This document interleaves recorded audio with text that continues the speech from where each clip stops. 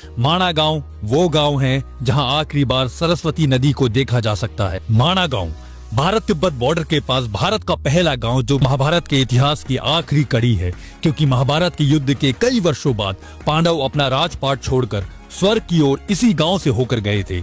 माणा गांव में ही आपको ऋषि वेद व्यास की गुफा व्यास गुफा दिखाई देती है, जहां वेद व्यास ने महाभारत की रचना की थी। और पास ही में है गणेश गुफा। मान्यता है कि जब इसी जगह गणेश जी वेद लिख रहे थे, तब पास में बह रही सरस्वती नदी काफी तेज बहाव और शोर करते हुए बह रही थी। सरस्वती नदी के शोर के कारण गणेश जी को वेद लिखने में काफी कठिनाइयां हो रही थी। तब गणेश जी ने सरस्वती नदी से विनती की थोड़ा शोर कम करें, लेकिन सरस्वती जी ने उनकी बात को अनसुना कर दिया। इस बात से क्रोधित होकर गणेश जी ने सरस्वती जी को श्राप दिया कि माणा से आगे तुम किसी को भी नहीं दिखाई दोगी।